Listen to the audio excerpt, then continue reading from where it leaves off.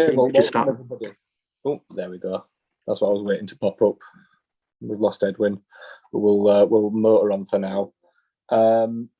So welcome everybody to what is the last district consultation subcommittee of this cycle, and may well be, as we will come on to later in the agenda, our last district consultation subcommittee. Those of you with a keen eye will have got the transport committee review, which is coming up later on down the agenda, so I won't get into it here. But this probably will be the last time we meet in this format until new arrangements are in place. So do we have any other questions under open forum, just to start us on the agenda? I don't think we've got any members of the public here, do we? No. No. So we'll take those two questions as mentioned later down the agenda. Apologies for absence. None received, Chair. Okay. And we've got declarations on the agenda as usual. Does anybody want to update on the declarations of interest? No. Okay, exempt information. We don't have any exempt information on the agenda, so there's no proposal to exclude the press or public. In fact, we're actually live streaming, as we usually are, for members of the public to hopefully watch and take an interest in what we're doing. And I presume that they will be historically archived, so that in the future people could one day look back at what we've discussed, if they so chose. So notes of the meeting held on the 12th of October. Have people had a chance to take a look at those? We were slightly thinner on the ground than usual, though a few more members than today. I won't go through it page by page. Is there anything anybody wants to raise that's on the minutes? Are we comfortable that they're an accurate record? Yeah. Yeah. Thank you, John. So am I. Okay. So the next item is the Transport Committee review. Now, I don't know whether Ben or Edwin were proposing to take this up, or do you want me to do the update? In the absence of a pre-prepared one, I will cover it. So, as you may know, the Transport Committee has been reviewing its functions as part of the wider changes to all parts of Wicker, and the Transport Committee is one of the last structures to really see any reform under that structure. And with the new mayor having come into post last May, I think there was a greater impetus to get these structures sort of sorted out and dragged into sort of the modern times and what we require and what their purpose is, compared to where they were many years ago when it was the Integrated Transport Authority. And I think it's fair to say that the Transport Committee, in terms of its governance and its functions, hasn't changed that radically since that time, when it effectively was the executive for these decisions. And a lot more of them now are taken by the combined authority group of leaders, the mayor, and the various structures now in place. So there's a proposal to reform how the Transport Committee works. It'll take on some new functions and responsibilities, particularly around transport capital projects. It'll see a change to its membership, an increase of members from across the districts. But importantly for our committee, the fundamental change is that they are removing district consultation subcommittees and replacing it with a more flexible structure based on a member of the Transport Committee being allocated as the Transport Engagement Lead.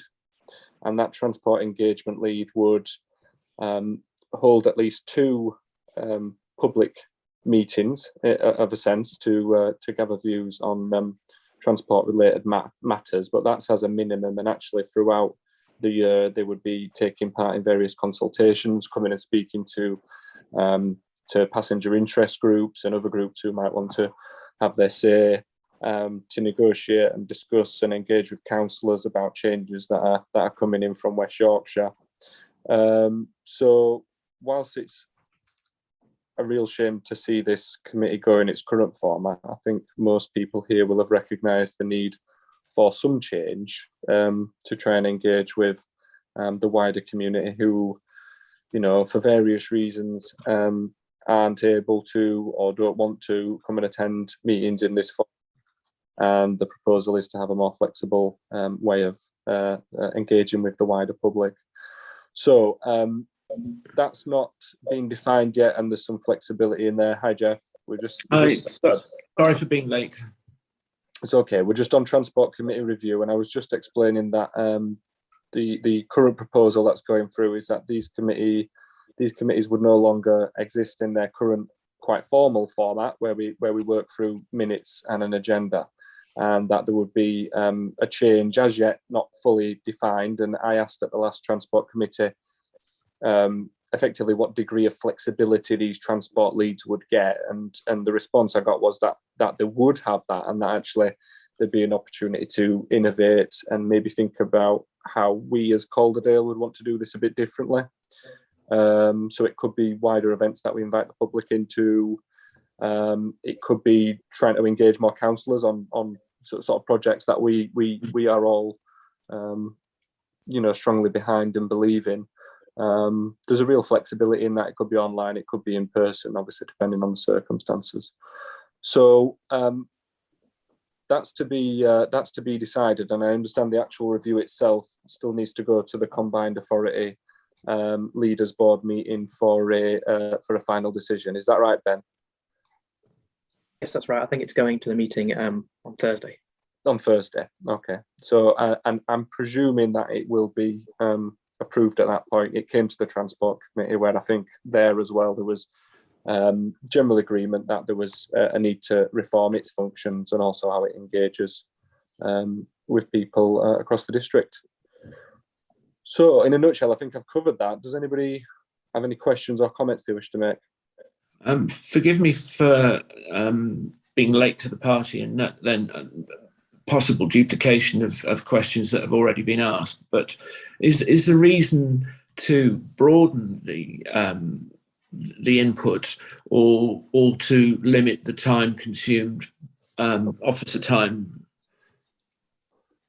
What I would say is that obviously there's pressure on the budget at Wickham, but this doesn't appear in any way to be financially driven. I think there is something about us being more efficient, and that obviously a formal meeting requires quite a lot of background work for people in governance service, Ben, Dominic and others to have to prepare to construct the agendas, and actually that same resource could potentially put to better use by organising different formats of events. So it was asked at the Transport Committee that would that support still be there for whoever takes on that role of transport engagement lead, and that was committed to. So it'd probably just be a different type of support than what we're currently getting. Okay, thank you. Okay. Well, it's I can't say it's not sad to see it go. I've been the chair of this committee for a good few years, and we've had a lot of really good conversations, discussions, and I think that a lot of change has stemmed out of this, because word does obviously get to the operators who've been really good, I think, in committing their attendance to this, and it's appreciated. But also through Calderdale Council and Wickham, these things do go back and they do get fed in. And I said this at the Transport Committee, and I'll say it again, I appreciate the experience and the time and the interest that people have committed to this field of work, especially those who are volunteering the time as community members. It is truly appreciated, and I do hope that whatever future format does come forward still appreciates and respects that real wealth of knowledge that there is out there. And I know that from my experience when I started as chair of this, it's an intimidating chairship to take on, and I've had some real challenging ones over the years, but this is one where you come in as a counsellor and you accept that you are surrounded by experts who know more than you. And it's it's been a real challenge, but it's been a real joy throughout as well. Thank you to Dan. We didn't realise you were intimidated, Dan, but sorry about that. But thanks for all that you've done for us anyway. In a good way, John. And thank you to you too. And I appreciate your support as Vice Chair throughout this time as well. Okay, I'll take us on to Chair's update. I mean, that was one of the biggest changes, obviously, that's coming through as Chair. But I also wanted to pick up on the questions that had come through. We'd had one from Myra, which, Ben, if you might be able to just explain what that question was and what the response was, just so that we've got it on the record, and Myra can pick up this on the minutes if she's not able to attend. And then we had one from yourself, Jeff, as well, that we'll come to after that. Yeah, sure thing.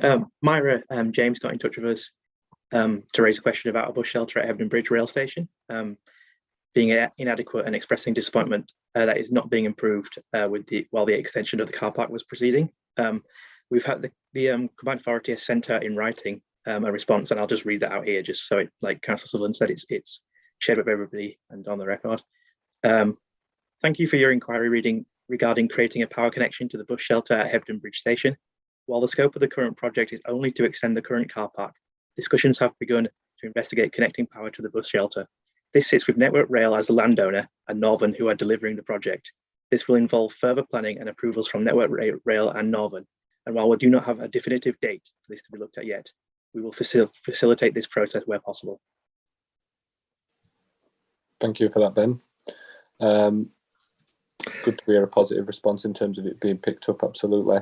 Jeff, I'll come over to you. Do you want to ask your question yourself? And then it might, it was linked to an article. But...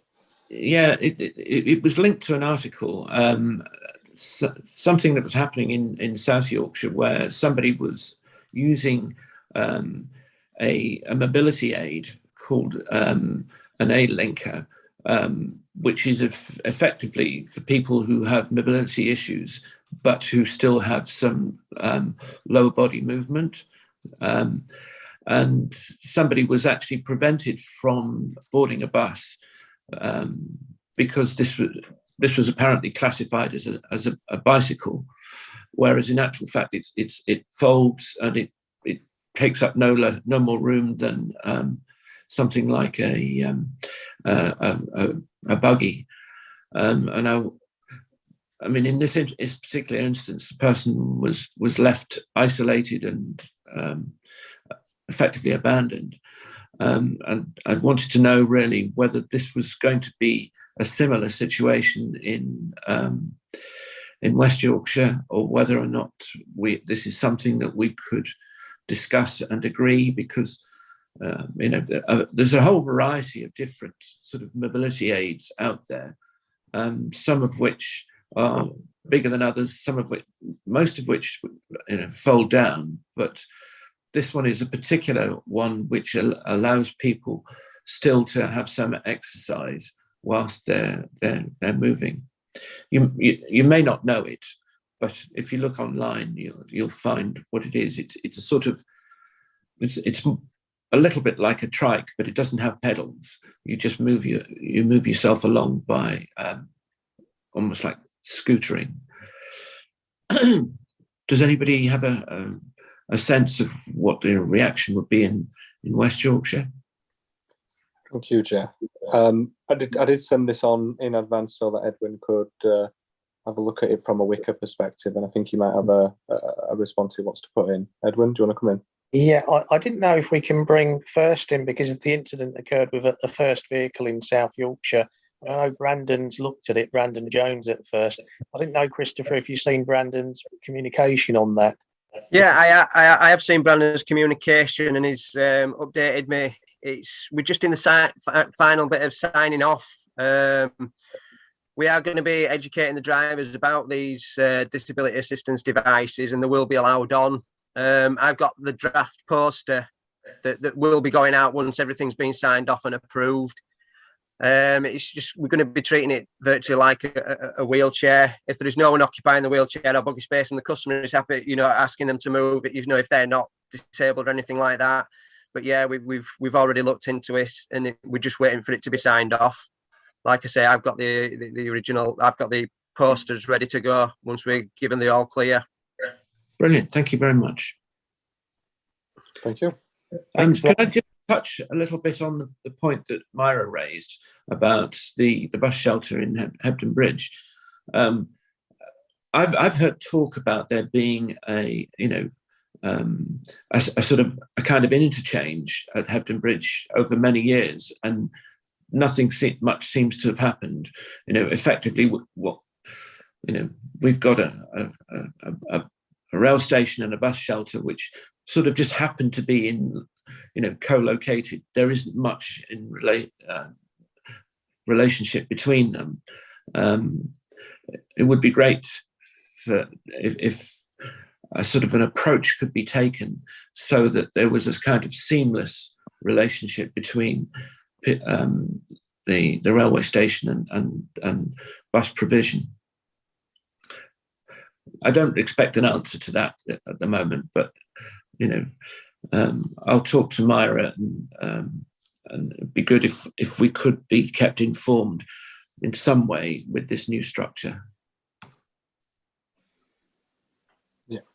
Yeah, thanks, Jeff. I agree. That is definitely something we'll have to keep an eye on in some ways, about how we maintain the momentum on a number of things that are sort of the long running projects, and the people who've been involved in driving them and raising it and putting forward the ideas and suggestions around it. Does anybody else want to comment on either of those points? No, Edwin's got his hand up, but I'm presuming it's a legacy hand. Edwin, No, jump in. Yes. Thanks, Councillor. It was just, is it Mark Fennick from Arriva, or is it Transdev? I couldn't remember. I'm from Arriva. I'm general manager. Yeah, that's it. So it was just to make sure that all bus operators have picked up on the different mobility aids that are now being used, so we can get that consistency across all bus operators, because it would be a shame for some bus operators to adopt it and not others. So we just need that consistent approach. Yeah, but very much share their information with you. Yeah, very much so. I think it's a very, very similar position to first, as Chris has outlined. We've also seen a copy of the article, and we're also drafting some guidance for staff. I think there's just a couple of points I'd like to address, if I may, Chair, in terms of context about the article. And whilst the gentleman referred to the aid as being classed as a bike, I think that was done on the basis of the interaction of that customer with one driver. It's not something that us as Arriva, as an organisation, I'm sure first as well, would describe as a bike. It's very clearly a mobility aid with the intention of being able to give people a degree of independence and using public transport, and that's exactly what we're all here for. So very, very, very similar. Some guidance is being drafted for staff, and as always, we would never expect our staff to leave people, especially vulnerable people like that, in a compromised position. It's absolutely not what we're here for, and it's something that we'd be very disappointed if it was, any of our staff. So yes, some guidance on exactly those lines is being prepared for our staff. Brilliant, thank you. Thank you, Mark. And as you say, we're dealing with people here, aren't we? And you've got employees who are sometimes going to do and say things that aren't in line with what your values and views are as an organisation. And what we can do is, when these things happen, try and put them right so they don't happen again in future. So, and thank you, Jeff, for raising it. I think it's good to have that discussion and good to have that response from the operators, that these things are picked up, they're listened to, and we do get responses that make the system better as we go along. And not really a point that directly concerns our operation, just to pick up on Jeff's point about the bus stop at Hebden Bridge. I travel through there regularly because I'm a Calderdale resident myself. And the bus stop that's on the main road, right at the end of the driveway there, when a bus has stopped there, it often makes getting in and out of the railway station not the easiest manoeuvre going. And I think they've just recently completed some roadworks there. There's been some temporary traffic lights right on that bus stop. So I think anything that would remove that obstruction from the entrance and exit to the railway station would be welcomed. Well, I think that's one we will. We'll definitely pick up for a future discussion. And I know Jane Scully and Councillor Jane Scully, who's the deputy leader, would take a lead on these projects. I'll bring you in if you want, Jane. Thank you. And our colleague's absolutely right. We've had problems with gas mains, water getting into the gas mains along that bit of road. And you're absolutely right that we've got the road, the canal, the railway and the river in that narrow bit of the valley. There's some corridor improvement programme work, which is actually going to, I think, help a bit in terms of taking away some of the parking there. And we're looking forward to seeing the parking finished at Hebden Bridge Station, the extension there. And I think that will help a bit. But there is a limit to what we can do in terms of that bus stop at the end of the station approach. I do actually strongly support the idea of that connectivity between bus and rail at that point. I think it would make a tremendous difference. And it's unfortunate that we couldn't actually bring all of the funding streams and the planning together so that you could actually upgrade the station forecourt, the bus station, the car and the extension of the car parking. But in real life, not all of these funding streams and permissions happen at the same time. Yeah, I do, just to emphasise, I did make that point as a Calderdale resident rather than an operator. Thanks. All right, thank you. Let's move us on to the information report. The main body of the report would make you think that the only things going on are things in Halifax, but you'll see appended to the report there's a nice long list of schemes that show that there's things going on the length and breadth of the borough, but obviously the two schemes which are at particularly key stages, and especially the bus station, which I think has become a bit of a tourist attraction. I notice the amount of people sat in the Percy Shores with their cameras, sort of overseeing the demolition has been many. It must be working wonders for them, but it is obviously something of interest as we see the old facade go down and the and what the hopefully soon what the new setup is going to look like. Is Edwin still in the room? I was going to invite Edwin to. I don't know if he'd intended that he wanted to add to the information report before we brought it up to discussion. I think I'm quite happy if we open it up for discussion, Councillor, and then we can take questions from that. Okay, absolutely.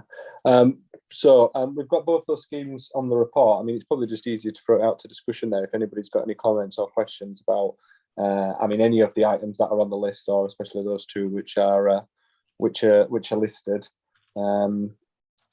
Two projects that I know have been very close to this committee's hearts and interests over quite a while, and these two are those items which take years of pushing, and years of groups like this and others pushing to get these projects over the line. And obviously, as I say, on the bus station, we're in that phase where things are moving and they are going to complete.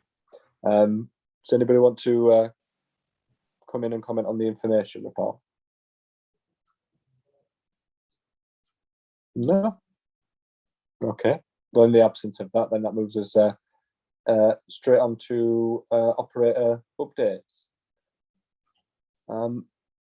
Mark, you've not got your mic muted, so I'll come to you first then.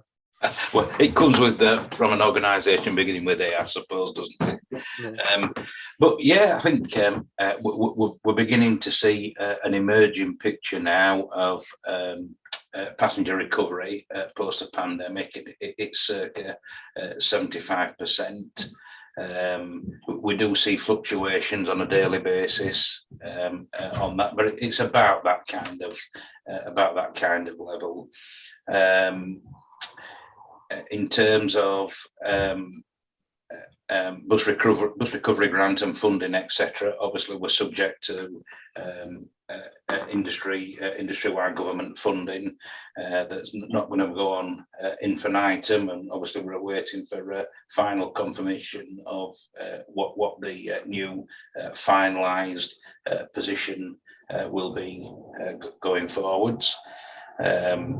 In terms of the bus station, once we don't have as much involvement with that as First, because we don't operate as many buses out of Halifax bus station as First, it's going really well given the scale and scope of the works and the amount of disruption to customers and traffic flows in and around the town centre, going really well.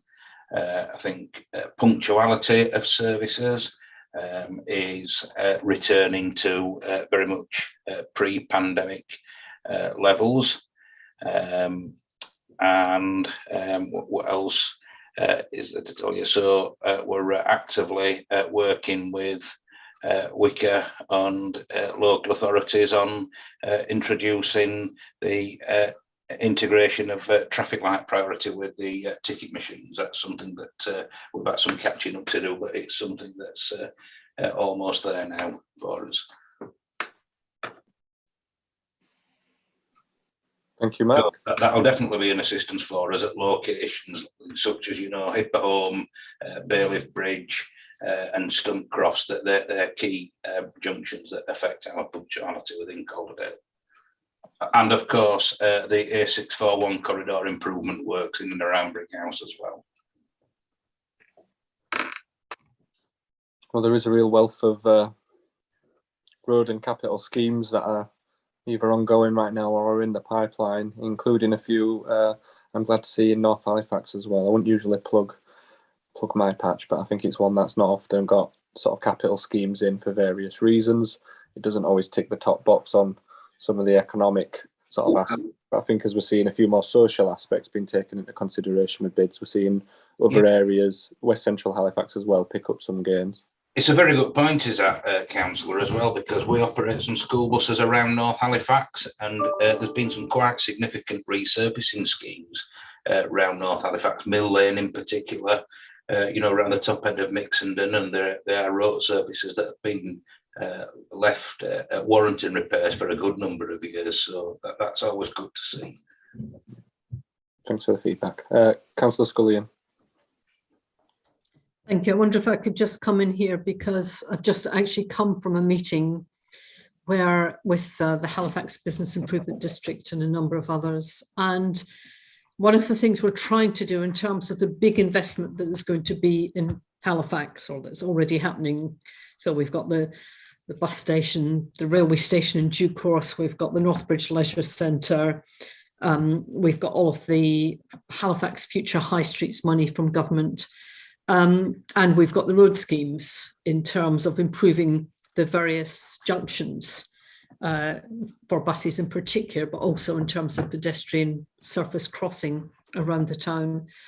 And we have been really, really hot on trying to phase and understand the spend on each of those, when things will be happening, to the extent that we will be putting leaflets through doors in the town centre in terms of this is what's happening, this is how long it's going to take, this is how there'll be access and loading during this period. And we do know it's going to be some disruption, but the message is going to be this is worthwhile, because it means that there will be less pollution, because traffic will be able to move more smoothly. It will push traffic out of the core of Halifax town centre, allowing a degree of pedestrianisation and people being able to stroll around and increase dwell time and spend a comfortable amount of time in the town centre. But we're really, really hot. We have spreadsheets. Actually, we've got one spreadsheet. I was going to say we have spreadsheets coming out of our ears, but we've got one spreadsheet in terms of understanding the phasing of each of these things, because of those of you who are involved with government money and various funds and pots, you realise that actually, this has to be done by December 22, and this has to be done by March 23, and this has to be done by 2025. And we're really trying to keep a very close eye on those things. And clearly we will be talking to yourselves as operators in terms of making sure that we maximise the public's understanding of what's going on, and also don't cause more grief to your drivers and operators than we have to, really. That's absolutely essential. Thank you. Thank you, Jen. I'm going to come to you next, Chris, if you can provide the update from first. Yeah, staffing wise, obviously it was quite evident that before Christmas other industries were fishing for drivers, bus drivers, to go and help them before Christmas. That absolutely had a massive knock-on effect at our place, and I presume it'll be the same for Mark. Then after Christmas we had the new wave. Period 10, I think, was the worst period that for covering mileage I've ever known at first. We are now 3/4 of the way through a big pay restructure in Halifax. Bradford and Leeds have had theirs done and sorted, and morale is turning in the correct way now. We believe that we're now going to try and retain drivers and encourage more people to come with us. We have 3 pay structures, and we're filling up the bottom end of those 2 pay structures to try and entice people and retain people. Passenger recovery in Halifax is now at 81% pre-pandemic volumes. Concessions are still a bit behind, but not too far behind. We've brought in the tap on, tap off on our buses, which is simpler, cheaper, more flexible, 3 and 5 day tickets. Obviously, like Mark, we welcome the announcement from the DFT for the extra funding for the 6 months. The most up-to-date one, luckily, I've been updated today. We've got a hedging strategy with our fuel companies, so it shouldn't have that much of an effect on us with regards to prices and things like that. Thank you, Chris. And that point on the money, the additional money for the next 6 months, I didn't know whether Edwin might pick that up on the second of his two presentations, because in terms of looking at public transport after the pandemic, it's when that sort of that funding that's been helping bridge the gap comes to an end that we might potentially see some significant change if there isn't either a different source of revenue or if passenger numbers haven't recovered effectively enough. I'll come to you then, Pete, unless there's anybody else from the bus side that was wanting to chip in.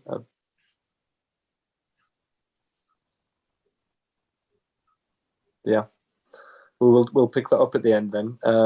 Pete, do you want to come in? Yeah, of course I will. From Northern, performance is challenging at the moment. We are suffering the results of resource issues, which are causing the most of that, although we have just come out off the back of some named storms, which pretty much did us in for most of February.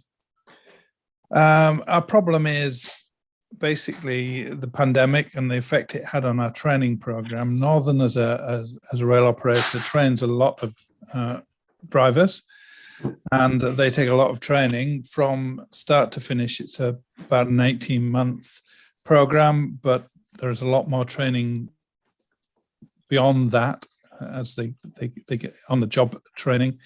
And what we found was we couldn't train for most of 2020 because you can't socially isolate in a driving cab. And that has basically been with us ever since. Now, we, ASLEF, the drivers' union, took away their ability to work rest days earlier in the year, which forced us in, and coupled on the back of the Omicron variant, forced us into a situation where we had to reduce our timetable, and that will carry on through the summer until we're in a position where we can run a full service again and run it reliably, which is the most important thing. And on the preface that it's better to run a service reliably than a bigger service unreliably. That's the steer we've had, and that's what we're doing. we're not short of drivers. We're not short of conductors. It's just that training piece that is causing issues for us. Customer numbers are interesting. We saw a terrific week last week, and our customer numbers are between 60 and 75% of what we would have seen 2 years ago prior to the pandemic. But beneath that, the division of customers is quite interesting, because our season ticket holders, commuters in other words, those who were so much of our business in the past, is still sub 40% of what we would have seen prior to the pandemic starting. But on top of that, we're seeing terrific strides in leisure travel, and that is huge. And it's interesting as well. At the moment, leisure means going shopping in Bradford and Leeds and Halifax and where have you. But clearly, as the spring and summer progresses, it will be trips out along the Calder Valley, walking and visiting the towns along the valley. So we need to be in a position to furnish that market across the north in the summer, and we are. So we've increased services on the Wolds Coast, for instance, seaside trains for the summer, and they will be in this year. Capacity, we're not seeing at the moment any particular issues on capacity. Our new trains have automatic train counting on them, which is really useful. So we quickly get a rich level of data on that. And if you couple that to the fact that one thing we have noticed since the pandemic is the huge uptake in advance purchase tickets. There were nothing just 3 or 4 years ago, and now they're by far our biggest product. And they have many advantages.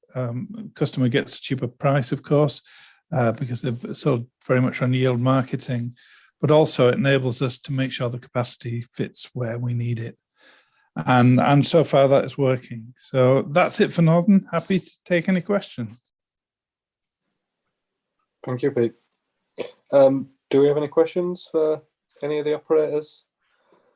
Or anybody want to raise anything before I hand over to Edwin, who's got 2 presentations for us, one being transport programs, a look ahead, and then another one being public transport after the pandemic. So both looking ahead in some senses. If there is none, then I'm going to hand over to Edwin, and I believe that he's going to share his screen, or Ben's going to share his screen to bring the presentation up. I'm going to turn my camera off. Others might be advised to do the same, just in case we're having any struggles with bandwidth. I've noticed it jump a couple of times, and then we'll come back for a discussion afterwards on the topics raised. Okay, start when you're ready, Edwin. Okay, thank you very much for that, and thank you everyone for attending. Before we start, I just wanted to say I'm not a resident in Calderdale, but I do enjoy visiting Halifax in terms of for shopping, and I discovered a new cafe in the market last week, so it's all very pleasant. And I'd come across to see the bus station and the work on the bus station and how that was progressing. So it's pleasing to see that moving at pace, and also to see some of the new fleet that we have in Halifax, with investment of one of the bus operators. So those sort of pink and purple buses that you see out and about, which is really positive. So Ben, if you're able to drive the slides, it's an overview of sort of policy and programs in terms of we're going over the next couple of years. And I didn't know if we could do the quick virtual show of hands. Are you all familiar with the bus service improvement plan? So can I see any hands going up? You've all heard of bus service improvement plans? Yes or no? Yes. Lovely. So it's been a real big topic of conversation at a national level, bus service improvement plans. And I suppose to put it into context, the bus service improvement plan is a national programme in England. All local authorities were able to bid in monies to improve their bus services. So I think 79 local authorities. And originally when the money was announced, so in terms of that fund was announced, it was around £3 billion. And currently, I think the information we have, it's about 1.4 billion pounds in terms of what's in the kitty at the moment. So we're all bidding at that. We don't know what we might get at the moment. So we've got a list of asking there things that we want to do in both the short term and medium term. And just going to try and adjust my screen so I can see the slides properly. But you've got a list there of objectives of things we might want to do there. And what's really helpful, if we can get your feedback as a group or in terms of engagement, what's important for you in Calderdale in terms of out of that long list of things that we have there, what are the most important things? What do we need to prioritise? For me, some of the sort of standout things there are things like investment in a new access bus fleet. So we're just going through the business case process for that and going out looking at how we can procure and tender those services. So that's a real positive for me. Out of the bus service improvement plan, we'll be able to upgrade and replace that fleet. In terms of the bus service improvement plan, from a government perspective, in West Yorkshire, we can use the money for revenue funding for services. Infrastructure works are paid for in a different way in combined authorities. So it's really, really good for us. It will enable us to innovate, try and do new things, potentially enhance services. And so there's a lot of opportunity within that, depending on the size of investment we're given from government. So I think I won't read through that whole slide there because there's lots of bullet points there, but hopefully you'll be able to take that away. We'll share the slides afterwards and you can see some of the things that we will try and do within that. Can we move on to if you could just scroll down slightly, sorry, I couldn't see the bottom of the slide on my screen, but there's something on there in terms of a question, Ben. If we could just go back one, that's it.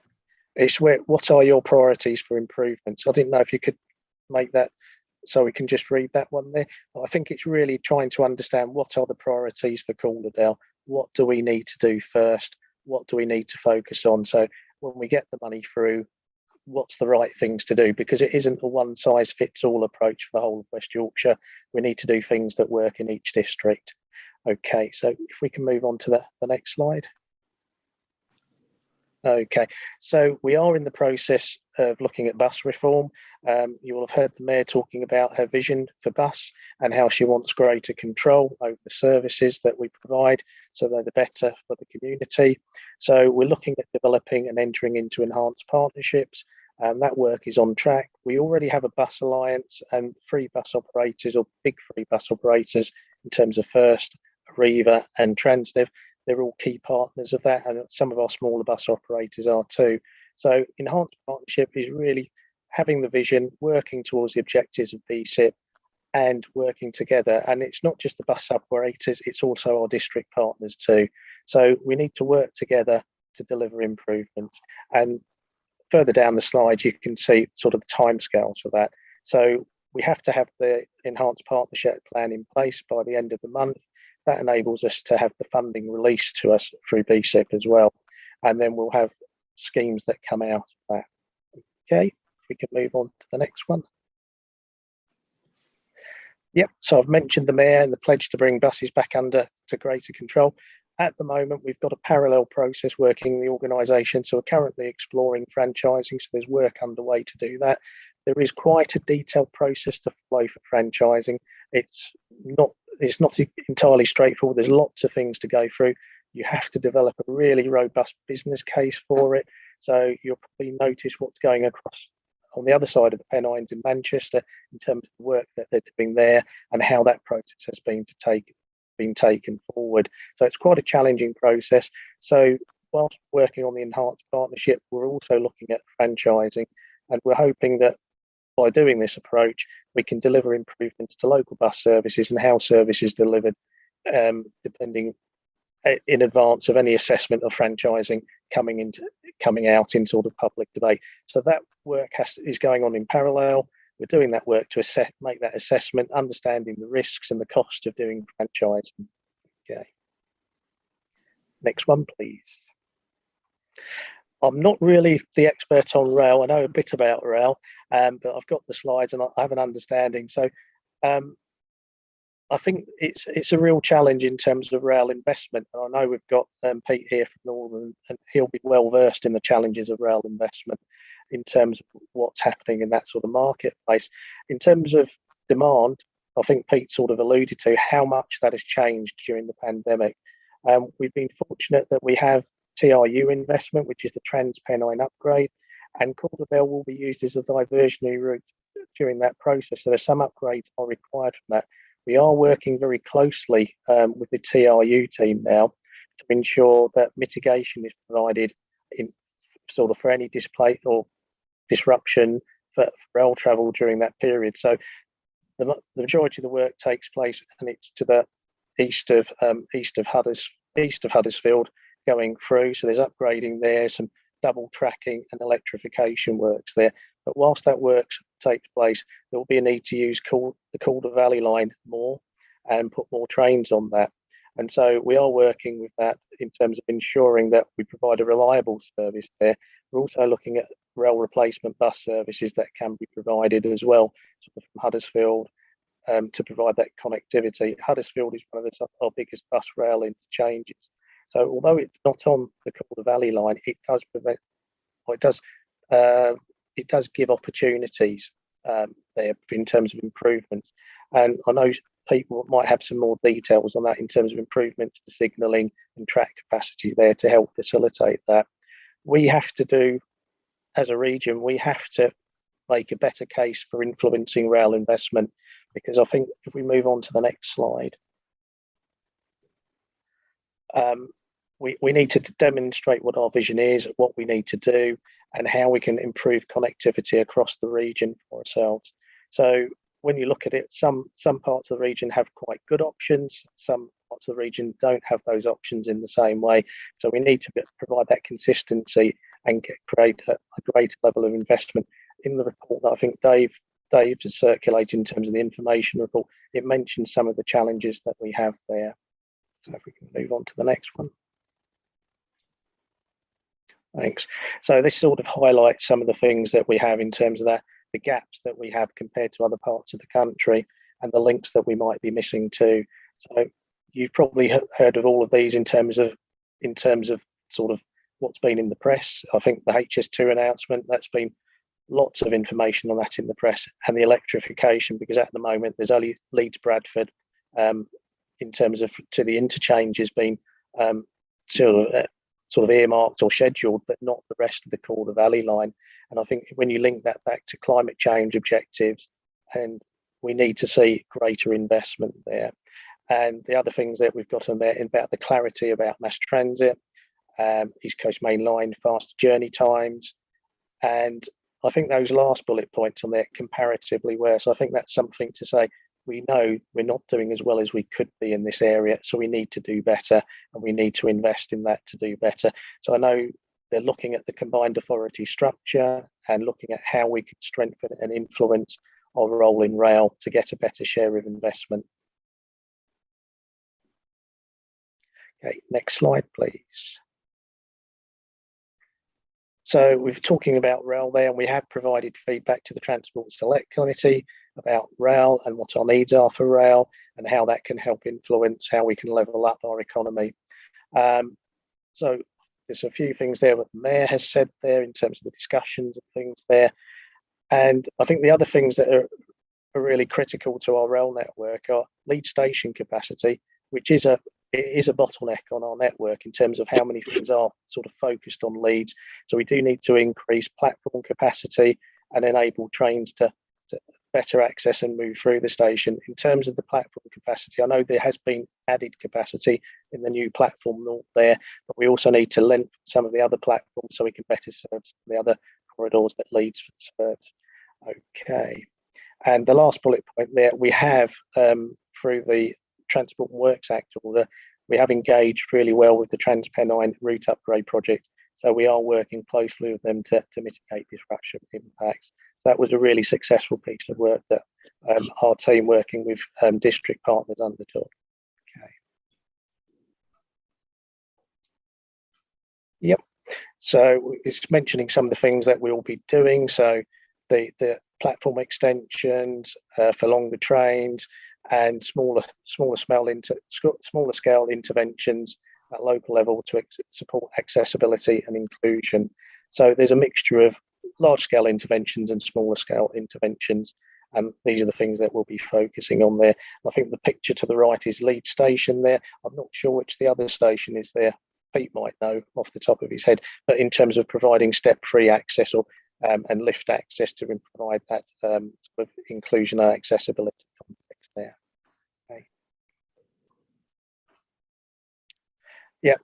Demand responsive transport.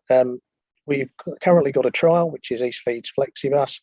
My team looks after that, uses small electric vehicles using a booking app.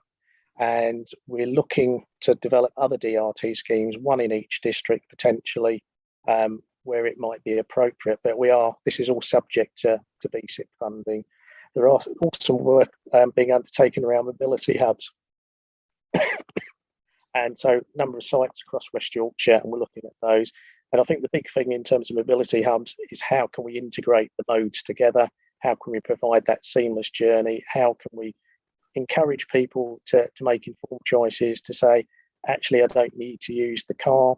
I can actually make a connected journey using active modes or public transport, or travel more locally in a different way. So there's lots of positives in terms of that potential work there in terms of both mobility hubs and also DRT. Okay, next one, please. Okay, and then there's just a very brief list of some of the road schemes that are ongoing at the moment. I travelled on the 629 from Elland up into Halifax on Sunday, so you can see the work that's being undertaken there, and there's good progress being made on that. So a fair bit of work on the 629 and some other corridors too. But again, as Councillor Scullion alluded to, we have the money for these schemes is sort of capital funding, and there's a certain time that the project has to be delivered to, and the investment money has to be spent. So it's a case of trying to link the schemes together in a cohesive way to minimise disruption, but deliver those schemes in a good way.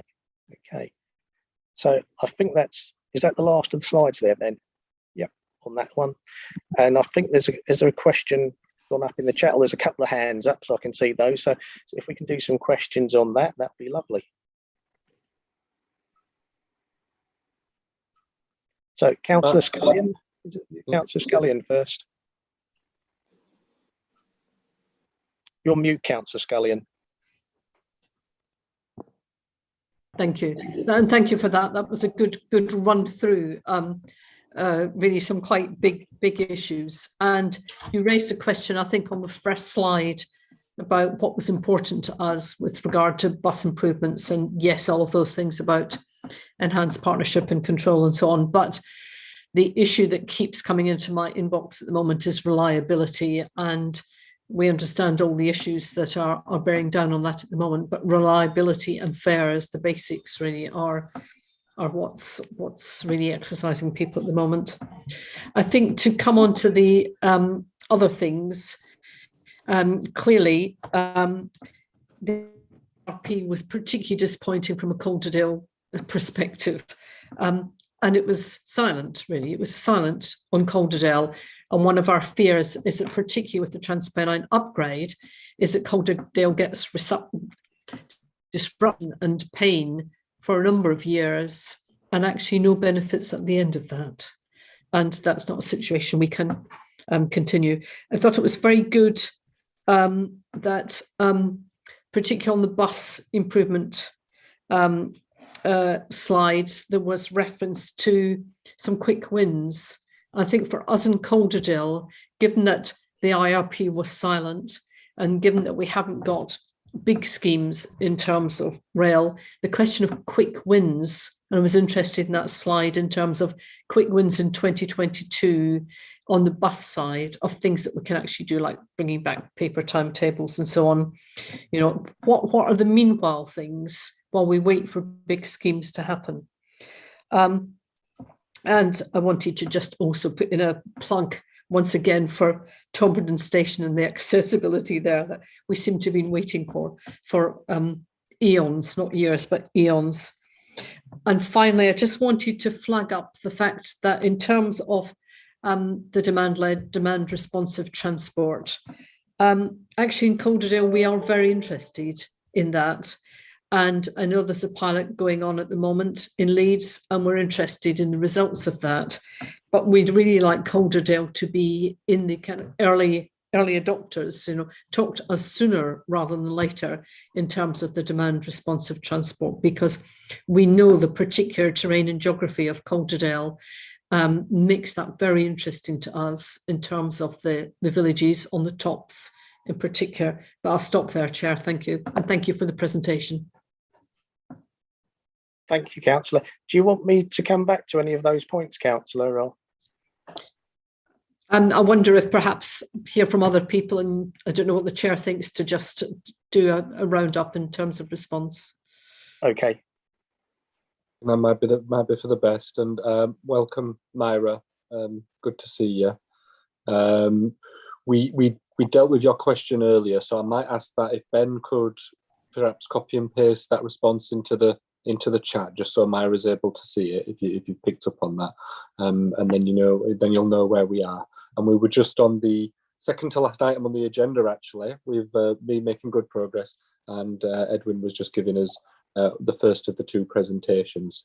So I had Mark Fenwick, then John Shepherd, then John Lewis as the list of speakers that we have. So Mark, do you want to start us off? Yeah, thank you. Just really echo Councillor Scullion's comments. Very, very informative presentation, but it does really raise a question if the Calder Valley line is intended to be an alternate for the Colne Valley line and the line through Huddersfield while the improvement works are taking place. How is that going to work, given the capacity issues that's already on the Calder Valley line, given that freight trains feature on there? It sounds ambitious, and it'd be interesting to see how that's intended to work in reality. It's a good point, Mark, and it is one that myself, Jane, others in Calderdale Council have been raising for some time. This was not a surprise that this was coming. We knew about the disruption, and I think as WICA provided in its response to the government on its integrated rail plan, I think they used fairly strong words for officer speak, that it basically does not make sense to electrify just the Leeds to Bradford part of the line and leave, and then what are they going to do? Change and then leave Bradford to along the rest of the Calder Valley line with the old setup. It does not make sense, and I was glad to see that we could put that forward in really quite strong terms, because we're going to be paying a lot of costs with disruption, with frankly not the improvements that I think many of us thought were going to get delivered several years ago in terms of the various commitments that have been made on the electrifying the Calder Valley line. John Shepherd, I'll come to you first. Yeah, the quick wins. Listed putting timetables back on bus stops. We've been promised timetables back on bus stops for at least a year now. I know they were taken away because of disruptions during the restrictions, but those are now past. The only disruption we have at the moment is that one or two buses are still missing because of lack of drivers or whatever, and one hopes that's almost gone.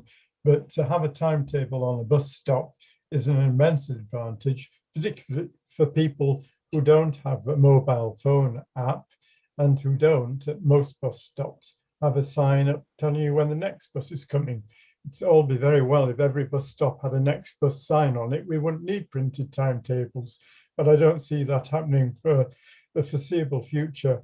So please, can we have the printed timetables back? I know I'm not the only one who's sadly missing them, and I don't see why we should wait for the 2022 quick wins. I don't see why we can't have it now. Thanks. I like that ambition. Right, I'll come to you, John Lewis. John Lewis, College Council, if people don't know where I am. Just things to back up what everyone was saying, on the BSIP and all that sort of stuff, and the enhanced partnership. We do hold from time to time local meetings, which I tend to chair, and we've had some in January. For instance, we held one on the A641 project and that sort of thing. So we've got the local involvement going there. Just getting on to the rail stuff. I went to a seminar with Network Rail, a local authority seminar with Network Rail a couple of days ago. I think Richard Crabtree from BICA was there as well. And just one of the background issues that's coming up is the formation of the GB Railways reorganisation, and Network Rail were asking us questions about what we'd want out of that sort of thing. Now, the whole idea of the GB Railways thing is to make the fragmentation of the railways better and more responsive, and that should be from top to bottom. But one of the biggest problems in Network Rail is the costs of the projects are way too high, whether they be big ones or when we're dealing with them, like local things like Hebden Bridge Station, for instance, things are very bureaucratic and take a long time to do. So that's the intention. As to where it works out in practice, I hope it does, So So yeah, that's about it. They did actually also discuss things like the Bradford to Leeds thing again, of course, and how that would work out. And they said they were working on that. Although they did concede that if you've got electrification teams working in an area, that it would make sense to carry on, because there's never going to be a better opportunity. Because I think what people are worried about is whether you'd end up people having to change into a fast electric service at Bradford or buy med trains, which would be very wasteful. So that has been discussed. And just finally, on the Tobington lift thing that Councillor Scullion raised, we're having another chat with NetRail next week on that. But the problem is that there's been delays because of the pandemic and that sort of thing. And although they are getting on with it and they've ordered the parts for it, and but I know people want to see it happen. We all do. Thanks, Sean. And I think it is a good point and an angle on the electrification, that it's going to be a lot cheaper and simpler to potentially drag it along and include our line.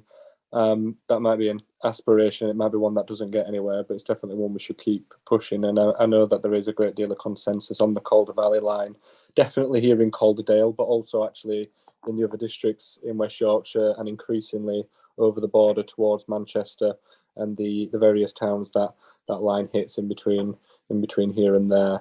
I mean, on a wider point, and I know that Stephen Waring, the Secretary of HADRAG, has raised this several times, is that what the industry that deals with electrification needs is some sort of a consistent plan of investment across the country, rather than this stop and start approach. And it must be an absolute nightmare to try and manage that sector, rather than having a steady pipeline of projects. It's famine and feast, which, you know, I think it causes a lot of the problems in the industry, rather than having a steady stream where people could be trained up, and we could be looking at getting a full network coverage.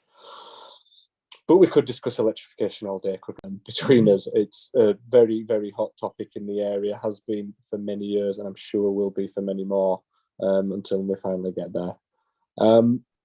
Edwin, do you want to respond to anything that's been said so far? And then I'm quite happy for you to go on to your next presentation as and when. I'd like to bring Pete Myers in, if we can, just to talk about some of the things that Northern will do during the construction phase or the TRU works, because I know Northern have been involved in ensuring that capacity and services will be maintained, and there have been I think there have been proposals, I'm not sure how well they've been progressed, to improve track capacity on the Calder Valley line, just to make sure that you can keep your customers moving, as it were, Pete. Indeed, and we've been there already, haven't we? Because we've had a couple of sessions already where the Huddersfield line has been blocked for engineering work as a preparation for TRU, and so the Calder Valley's been used for all sorts of things. We basically make our trains longer, is what we do, to give as much capacity as we can. And we certainly fight our corner in any discussions with Network Rail. But in credit to them and credit to the TRU team, they are doing this. This is the best I've seen. And I've seen lots of these schemes. So they have a cadre of people, customer service people. They parachute in when these things happen.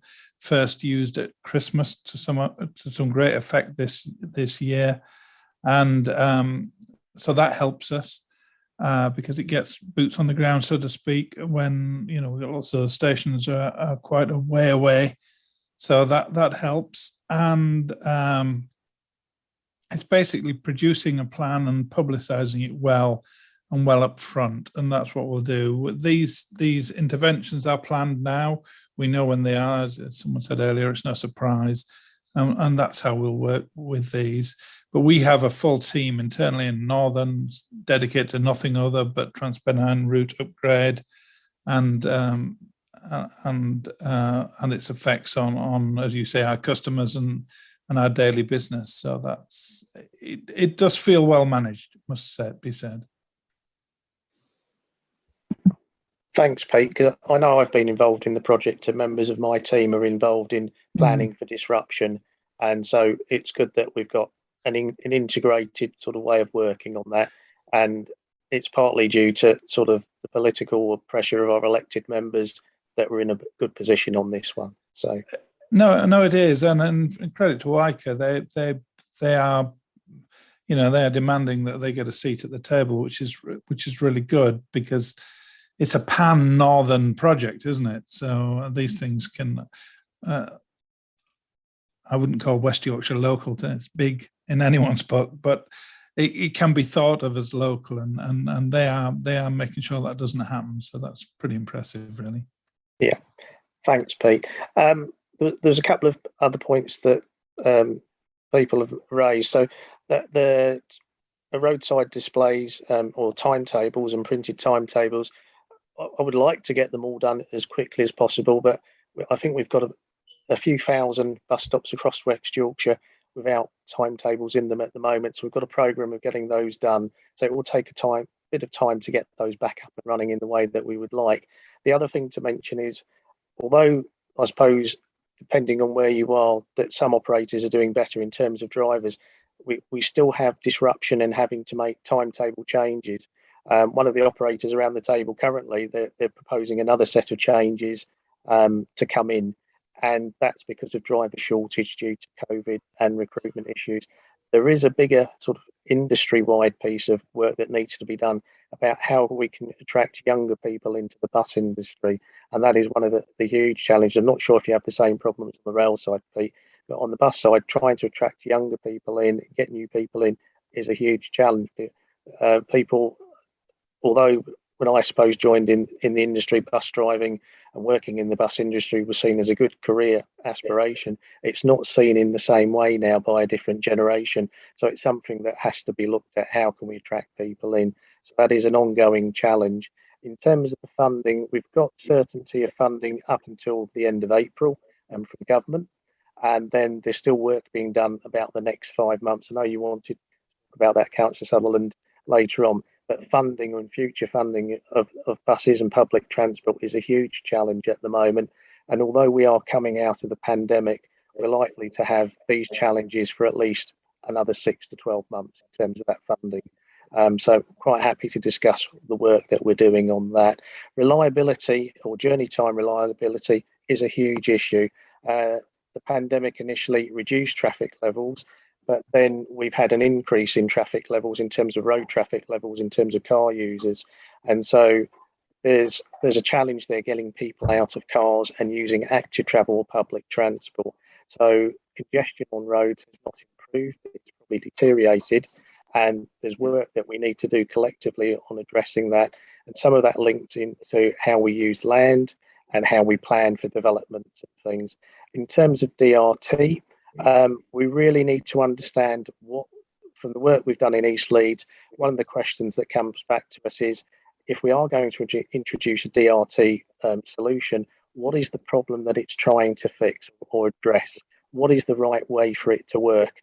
And how can we fund it sustainably? So I think there's a couple of big questions in that, and we're really happy to engage with any of our district partners about DLT or future DRT schemes at a very early stage, because we need a good business case behind any DRT scheme that we implement. So I think I've covered off some of the points that have been raised. Was there anything else that you wanted me to cover, councillors? We've got a question from Jeff. So Jeff, do you want to come in and give us the last question on this topic, and then we'll take the next one? It's sort of following on from John Shepherd's point about timetables on bus stops, really. This is an issue that was raised at a much earlier meeting when we were actually meeting in person, and the personnel were different.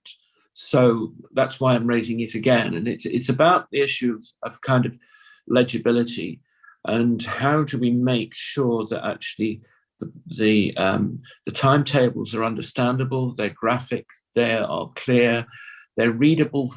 The bus stops are named, that you can read them from the street or the seat, so that when you stop at a bus stop, you know where you are.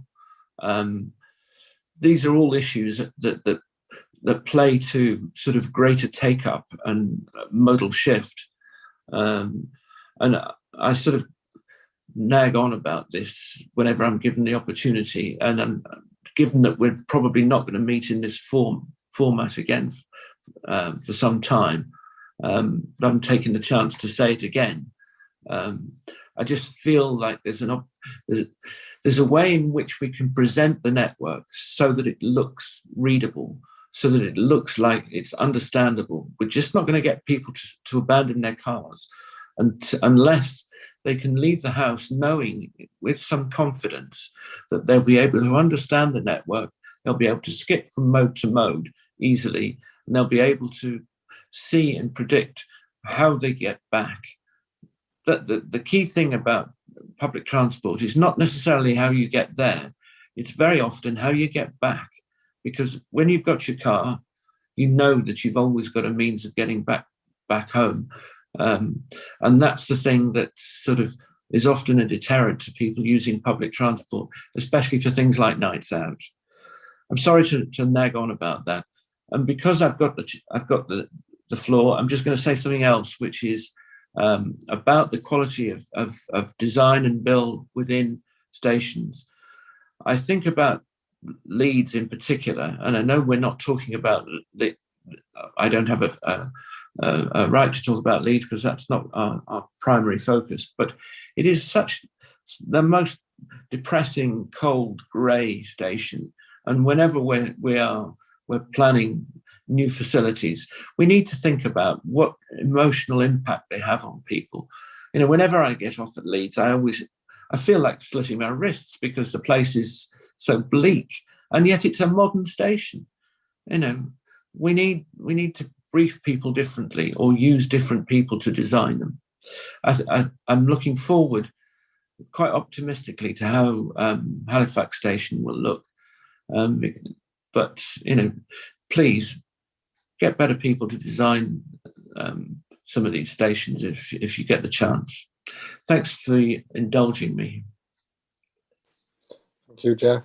I think you might have touched on a wider issue with design and architecture in the modern age, which is all about sleek, bland, neutral colours or metallic, and maybe lacking some of that more colourful flavour that some parts of Calderdale definitely buy into. And I know up in the Upper Valley you go up there and it's a wonder of colour at times.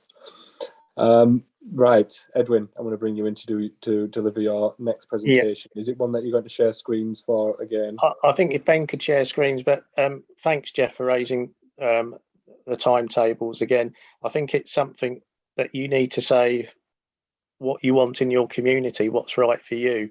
And so we get the right emphasis on having roadside displays and timetables being provided, because we can respond to what the community asks for in that way. So I think it's really good if you've got a strong view on it that you represent that view. And in terms of what the timetable display should look like, please tell us what's the right way to display them so we can get the information across, so we can get it right first time, not second or third time. So Andrew's not on the call today, but his team leads on road time displays. That's Andrew Bradley currently at the Combined Authority. But if it can come through to our sort of customer service team, where the areas are, what's missing, we can feed that back in. And the last thing, I can remember Leeds Station when it was a lot grottier than it is today. I used to use it in the 1980s, and you had to go through a very depressing subway to get through one side of the station to the other. And I'd much rather have the more modern station than that one we had that back then in the 1980s. So some changes are good, and you could say some of the modern design, if you go to King's Cross Station, they've got really nice architecture in there. They've made it a good feature of that in terms of modernising that station. So sometimes the architects can get it right. So there's positives in there as well, Jeff. So we can make a difference and we can make change. Okay, next presentation's up, and we've got plenty of time to have a bit of discussion around this, and it's really important in terms of transport as we move into that endemic phase. So public transport after the pandemic are the slides, and if we can move on to the first one, it's really a workshop discussion sort of session. As you can see here, people are coming back to public transport, and you can see there's little peaks and troughs there in terms of usage. So we do monitor smart card usage, so that's people using our M-card products, and we understand sort of the percentages there, who's using that, travel information requests, and the other one is sort of daily footfall at Leeds Station. So we can see that through the gate line there. And you can see that it's recovering. I think one of the things we haven't really mentioned is that how the peaks have changed in terms of public transport usage. So before you used to have that traditional morning peak and then the afternoon peak. And what we're all finding, both on the bus and rail networks, is that peak has changed. The morning peak isn't as busy as it used to be. People are working more flexibly. So we can see there's been a change in travel patterns and also in demand. Pete mentioned about how weekends and leisure travel has become more important and how that's changed. So there are things to reflect on in terms of demand has changed. So that just shows you that sort of change in demand. And if you look at the extreme left hand, you can see where we were. And when you look over onto the right hand side of the slide, you can see where we are now. So you can see we've still got to go a way to go to get back to that 20 level of demand and usage. Okay, so we go to the next slide, please. So we've been undertaking regular surveys with a regular group of people to understand how they're traveling, why they're not traveling, and just seeing how that has changed over time. And I think the big one that we've probably all experienced is working from home or knowing someone who's worked from home, and people are more likely to do that. Our own offices in West Yorkshire, as an example, we're based in Leeds. We're going back into the office next month. We've had the building refurbished during the pandemic, so we're starting to look at going back in. But I don't think there's anyone in our office environment who anticipates going back in 5 days a week in the way they might have done prior to that. We've all become used to being able to work more flexibly. And so you can see there, residents travel to work 3.1 days a week compared to 4.4. So that has impacts in terms of the needs for capacity for commuting and how we travel. So really interesting to see that's quite a big drop in terms of regular travel to your workplace using public transport, and what that could mean for us. So the last bullet point there talks about a roughly sort of 19% relative to pre-pandemic in terms of commuting trips. And if you think of sort of overall number of trips, those were really busy periods, those morning and afternoon peak periods. So really interesting in terms of the research that started to be undertaken both locally and nationally, how that may affect sort of the future networks that we could need. Transport Focus, they undertake sort of surveys too. And I think the really positive thing in terms of that is people do feel safe using buses and trains. And I think there's been lots of good work in both the bus and the rail industry and also the coaching sector, demonstrating how they are keeping travellers safe, enhanced cleaning regimes, and that's really positive in terms of sort of getting back into using public transport. Some people, it's not a small number, it's actually quite a significant number still when you think of it. Sort of a third of people don't feel completely comfortable using public transport. And I'm not sure how you find it using public transport now, if you mask up or you don't mask up when you're travelling, but it is a different experience compared to what it would have been 2 years ago. So it's interesting to see that there are people who don't feel comfortable using public transport too. That's it. I think that's just sort of the next slide is just commenting about the change in travel patterns there. So more leisure weekend potential trips, less weekday commuting, changing the way that we work, but also more online services or access to online retail and shopping as well. And yeah, the perception that public transport might be riskier in terms of getting sort of an infection. And there is, I think, a reluctance for many people to travel in a crowded situation, whereas they might have done previously. So now in London, in terms of travelling on the tube, I don't think anyone would want to travel in that way on a morning sort of crush when you are literally sort of sandwiched in like sardines. It mentions about workforce issues in terms of, yes, there are continuing outbreaks of COVID, and that does affect staffing levels. And so that does cause unreliability, and that's also meant that we've had to reduce frequencies on some timetables or just capacity to try and work with the workforce that we have. The cost of living crisis does impact on sort of your leisure or discretionary travel, as it's called there. And it means that you have to sort of focus your budget on where you need to spend it most.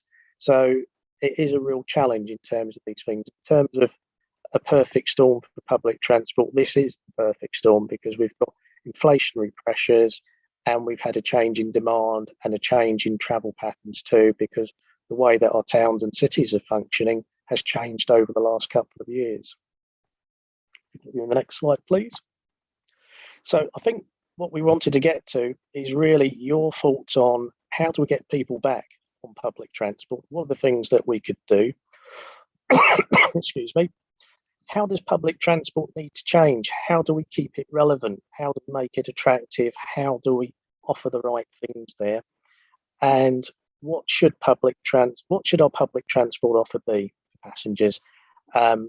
Looking forward in 5 years' time or 10 years' time, what does the future look like? What do you think the future needs to look like? So I think these are the sort of areas I'd like to focus on in the discussion. And if we could I think we can leave that slide up, or if we can minimize it and get the people back up on screen, if that's possible.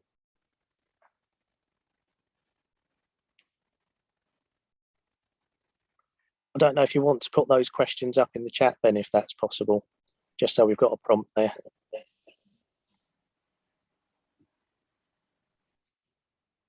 Thank you, Edwin. And whilst Ben's doing that, should we just add in that point about the interim funding? Appreciate that this is looking a bit longer than that, but it's probably the best chance for us to do it. Do you okay with the details to share it with the group? So if you could put that up on Ben, those last bullet points from the last slide. And did we want to start off for interim funding, Councillor? Do you have the details to share with the group about the situation on the interim funding? That's I haven't got specific details that I could share. I've only got, because it's still an ongoing situation. We haven't got a resolution to it at the moment. So at the moment, the funding continues as it has done up until the end of April. So there are different funding streams that have enabled us to maintain bus services. One of the things is a bus recovery grant, and then the other is our ENCTS funding. And during the pandemic, we've maintained ENCTS funding at pre-pandemic levels, so we didn't reduce that at all. Government provided a bus recovery grant to make up the shortfall in sort of revenue costs. Had those two things that have kept the industry relatively stable. So that came to an end in March this year, and then there's an interim being looked at because the impact of Omicron sort of stifled that sort of recovery that we're having in the economy, and sort of capped demand. So we're at that 75 to 80% level of bus demand. On the rail industry, it's lower, and they're funded in a slightly different way, so I won't touch upon rail funding. But in terms of the bus market, we need, I suppose, a way that we can reduce the reliance on funding, so where we're getting funding but not having the demand there, but also have enough to keep those services going and keep the network stable. So there's a bit of a challenge in that, in terms of the view that's been given to us from central government about where we need to go and what the industry thinks is the right approach. Thank you, Edwin. I thought it was worth bringing into the discussion, and very important that we noted it at this meeting, because that decision around interim funding, what succeeds it, or whether passenger numbers and other income can be sourced, that issue could have the most significant changes to our public transport network over the next 12 months. And it was described at the Transport Committee as a cliff edge, and the potential risk for a number of services. So I know it'll be on the minds of many people here in the room anyway, but I think it was worth noting that it's something that will be of close interest to myself, I'm sure to Councillor Scullion and others here, particularly about what's happening to Calderdale services and what the impact might be there, knowing that we do have a lot of subsidised services in Calderdale. We've got a lot of rural services, and you know, I won't get into which commercial services work best, but it's often some of those which are direct lines between towns and cities, which produce the returns, which are probably the least likely to be affected. John's started off with an excellent question. Were you wanting to add in something, Edwin, and then we'll go to John?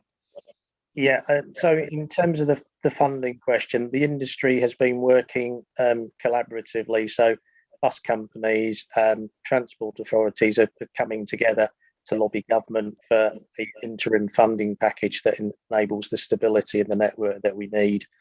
So there's lots of work that's been undertaken by colleagues in bus companies, the Confederation of Passenger Transport, and the Urban Transport Group, of which we're a member. So we are working collaboratively in that space to ensure we get the best deal. But it is a really challenging, it's been a really challenging 2 years. And we can't see that challenge coming to an end as quickly as restrictions lifted. So I still think we've got that 6 to 12 months of working together to try and get a good solution there. So it's really just keep an eye on what we're trying to do to try and keep the network supported and stable. Thank you. John, I noticed you'd asked a question in the chat. I don't know if you want to ask it or add on to it, but I think it is an important question, or it's important to raise that point around where is a future transport network if it's less, particularly on the rail, if it's less based around peaks and troughs and it's flatter. What does that mean? And John's obviously picked up a very key part from the customer experience of what that might mean for passers. Well, a lot of passengers have passes which they're not allowed to use before 9:30 in the morning. So we see buses running around with hardly anybody on them before 9:30 in the morning, which seems a waste of resources. If people are going to spread out their journeys because they're commuters and don't need to go into the office, or because they're only going to go into the office on certain times and at certain places, then why not use the buses for people who would like to use them? It's particularly frustrating if you happen to live at a stop where the bus goes just before 9:30 and the next one isn't till 10:30. And depending where you live, that can happen quite often, of course. Yeah, I think the question you're really asking is about ENCTS pass usage, which is a scheme. So we couldn't unilaterally decide to do something different in West Yorkshire without having the funding or the ability to do that. So it's a slightly challenging one for me to try and answer that in terms of justification, because it's a national scheme, not a local scheme. And so we don't set the rules for that national scheme. If we wanted to do something outside of those rules, that would need to be funded separately. Isn't it the case that in London, passes can be used at any time? London are funded or have been funded differently to the rest of the UK or England in terms of the transport funding. You might have seen the financial difficulties that Transport for London are currently struggling with. They used to get an operating grant of £700 million per year, and that's been discontinued. So London are currently looking at managed decline. I think if you read their sort of press, in terms of they're having to reduce bus services, change the way they operate, and introduce fare increases too. So London isn't the answer, or the London model isn't the answer unless it can be funded. Thank you for that response, Edwin. I mean, I think it's important that John has planted a flag on that point, because whilst we might not be there now in the immediate sort of aftermath of the pandemic and still wrapping our head around what future transport means, I think we are seeing a fundamental shift in terms of public transport use. And I think it will actually help self-regulate itself in a way, particularly around workers and commuters. If they know the 5 o'clock train's busy, they might move to a 4, or they might move to a 6. And if they've got that greater degree of flexibility in their workplace, I think more individuals will be able to sensibly plan their journeys to avoid those peaks and overcrowding, and it will flatten out. But that whole argument over concessionary schemes might change because the economics might change. If there's less economic pressure to keep those pre-9:30 seats available, it might well be that there's a shift in the concessionary policy later down the line. I think it's unlikely at this stage that we would get West Yorkshire to change the policy unilaterally, just because of the intensely tight situation they have with their budget and all the draws on that, including subsidised services, which would potentially suffer as a result. Any other points or questions to raise on the basis of Edwin's last presentation? Jeff? Yeah. When we talk about the future of passenger transport, it feels to me as if, going on about this issue of modal shift, I think we need to find a way of expressing what public transport can be in almost every settlement. I mean, you look at the centre of Hebden Bridge, for example, and there, again, there's no interchange at the station, but also the way that stops are presented in the centre of town. For those people who aren't currently using the bus network, they're just a nuisance and they're just ugly and they get in the way, rather than actually being attractive with a prospect and an explanation of how the service works. So we need to be smarter about reaching the people who are not currently using the service, because those are where we're going to get growth. Those are where we're going to save, carbon, and that's where we're actually going to sort of redeem ourselves. And so, rather than just addressing the needs of the current passenger usage, we need to be reaching out to people who are not currently using the network at all, and we need to, as I say, offer a prospect. When I say a prospect, I mean a view. If you, all too often we put bus stops in places where actually we don't offer any people any sort of comfort or any vista, so that the minutes they're waiting are all just about the anxiety about when the bus is coming. So we need to solve both issues. We need to solve the issue of their anxiety about when the bus is coming with better information about real-time next connection, as it were, but also about the kind of environment they're in when they're waiting. It's all so utilitarian, and yet we're competing with people who are otherwise choosing to climb into a BMW or a very comfortable sort of motor vehicle, which protects them, gives them ultimate control of their environment. We need to be smarter. Myra? Right, I have put my point in the chat, but I'd just like to endorse everything that Jeff has just said and take the story further on to when you get onto the bus. And I sometimes wonder about the experience of people who are very infrequent bus users, who find themselves forced to use a bus, and they might go away and think, I'm not doing that again until I absolutely have to. If they have a bumpy ride, the bus leaks on them, they might have travelled on a bus somewhere else in Yorkshire and found that there are wonderful things like phone charging points, Wi-Fi, and announcements telling you when you've got to the stop. We've got none of that on our bus routes, and I just feel that we're pretty badly done to at a very basic level and at a more sophisticated level too.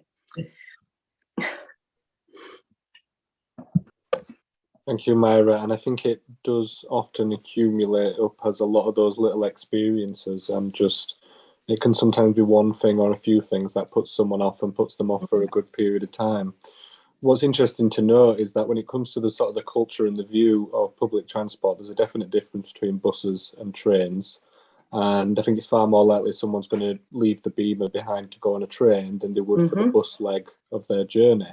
And yes, there might be some aspects to the differing services that you get that might create that view, but I think there's also an element of a bias in there that probably doesn't reflect the modern nature of the bus network as it stands, barring the points that Myra makes about the situation that we currently have in Calderdale. But obviously, those points that you raise about the potential upgrades show that there is room to improve in Calderdale, that there's ideas and technologies that are ready to be deployed. We really just need to have that investment into our network to make those improvements, and hopefully we will see a shift. I mean, in terms of the wider situation with public transport. I think we do have an opportunity here, and I think obviously the service has taken a real hit over the past 2 years, and particularly when I think about the rail service. I remember on this committee we were asking when the trains to Manchester Airport were going to start as promised, and then I think since we were having that discussion, Pete and co in the rail industry have been battered by crisis after crisis. And in many ways, just keeping hold of a stable network is a real priority for us here. But as many of us will have noticed, the price of petrol and diesel has gone through the roof and is predicted to go even further. And car drivers are most clearly exposed to that compared to most other sectors. As mentioned earlier, the bus sector as a hedge in terms of the impact of fuel prices. But where we go in future, we're not going to avoid the fact that fuel prices are likely to remain high or go higher as we move past peak oil or as other things in the world change. But also accepting the fact that not everybody will have the means financially or in terms of at their home to drive an electric car. So there is always going to be a large proportion of the population that is going to rely on a public transport network. The idea that it's going to be removed by some other system, I think, is frankly unrealistic, and some sort of mass transit of people will always be needed in some way, shape, or form. And I've got no reason to think that a new and improved and continuously improving bus and rail network will actually continue to be a vital part of how we move people across our district and our country. Now, we've had a good discussion on that presentation, and I appreciate it's been a long but as always fruitful meeting. Does anybody else want to come in with any final comments, views on either the presentation or in general in terms of what's been addressed in the meeting today? I'll take silence as happiness. Oh, Edwin, go ahead. I see your hand. I think for me, Councillor, it was just if we could just possibly have a couple of minutes on how do we attract passengers back to public transport. So I didn't know if I could ask the question to Jeff, John and Myra there, and Councillor, yourselves, councillors, and John, if there was one thing you could do to attract people back to public transport and you had the magic wand, what would be the one thing that you would do? And I can see Councillor Scullion's got a hand up, so if you wanted to go first, and if we could go around the table, because I think it's really important to understand what you think is important for the community. Thank you. And I mentioned fares and reliability earlier. What I wanted to suggest is something that actually has been demonstrated by the West Yorkshire Mayor, Tracy Braben. Tracy does actually get the bus and the train. And I think actually in terms of role models and exemplars, actually if people in those kind of positions are actually seen to get on a bus, I think it normalizes bus travel. I might have money, I might even have a car, but actually the bus is the best way to travel. And it's transporting so many people, it's taking so many cars off the road. It's a green option. Why wouldn't you take the bus? So I think modeling the kind of behavior we like other people to demonstrate would be good. Thanks, Councillor. I didn't know if Jeff, you wanted to come back in, or John, you wanted to come back in. If you had one thing you could do, what it would be? I mean, apart from the things I've already mentioned, I see drivers and staff as the ambassadors of the network, and all too often they're very stressed, and that translates into some of the behaviour that you encounter. It's not always by any means, and I don't mean to be accusatory, but happy staff behave well towards their customers, and that reflects in your feeling of comfort and feeling welcome. Okay, thanks, Jeff. John Lewis got his hand up next. Yeah, just to sort of try and end up, firstly, on the multimodal ticketing side, I think that's something that people really want, where they can use the tickets across all modes. And of course, we've got the mass transit proposals in West Yorkshire as well. And I think that's absolutely vital that takes place, because I can think back to when I was a student in Newcastle back in the 80s, so the Tyne and Wear system was a totally integrated system, and it did really, really well. And a bit after bus deregulation, it didn't do so well. Although it's a bigger system than it was, it still hasn't carried the numbers that it did before, really, which is a shame. So I think integration is really important. And just to end on an optimistic note, I hope in the longer term, when what we'd want to make sure in the short term is there aren't any decisions made which could damage the longer term, like cutting investment or doing something which is hard to reverse.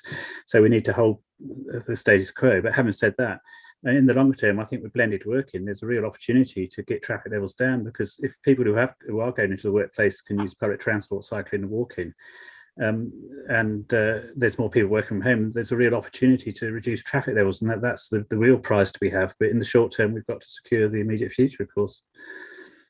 Oh, thanks, John. There's some really good points there. Myra, did you want to come back in?